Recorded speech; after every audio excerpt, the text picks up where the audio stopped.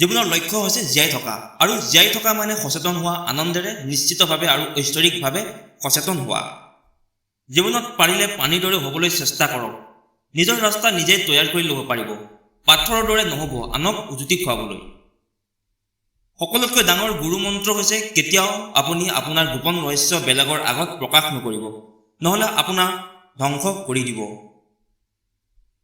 কেৱল পইচাৰ পিছত দৌৰিলে মহান ব্যক্তি হৈ নাযায়। মহান ব্যক্তি হ'বলৈ হ'লে ডাঙৰ সপোন দেখিব লাগিব। জীৱন যুদ্ধত কেৱল শক্তিশালী ব্যক্তিয়েহে জয়লাভ নকৰে, কেতিয়াবা কেতিয়াবা সেইজনেও জয়লাভ কৰে যিজনে ভাবে মই জয় হ'ব পাৰিম। আমাৰ সকলোতকৈ ডাঙৰ দুৰ্বলতা হৈছে মাজ বাটতে ভাগৰি পৰা। সফল হোৱাৰ সকলোতকৈ সহজ উপায় হৈছে আকৌ এবাৰ চেষ্টা কৰা।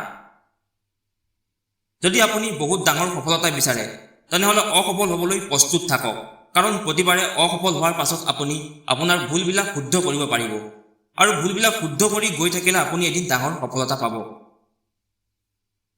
সফলতা আনন্দ উপভোগ কৰাটো ভাল কথা, তাতকৈ জৰুৰী আপোনাৰ অসফলতাৰ পৰা জ্ঞান লোৱাটো। কোনো ব্যক্তি অসফল নহয় যেতিয়া তেওঁ হাৰি যায়। অসফল তেতিয়া হয় যেতিয়া তেওঁ ভাবি লয় যে মই জিকিব নোৱাৰিম। এজন ব্যক্তি অকলে জন্ম হয় আৰু অকলে মৃত্যুবৰণ কৰে। তেওঁ ভাল আৰু বেয়া কৰ্মফল নিজে ভোগ কৰে, আৰু তেওঁ অকলে স্বৰ্গ বা নৰকলৈ যাত্ৰা কৰে। সফলতা পাবলৈ হ'লে ভাল বন্ধুৰ প্ৰয়োজন, তাতকৈ বেছি সফলতা পাবলৈ হ'লে ভাল শত্ৰুৰো প্ৰয়োজন। ভাগ্য মানে আগৰ জন্মৰ কৰ্মফল, আৰু কৰ্মই ভাগ্য সলনি কৰিব পাৰে।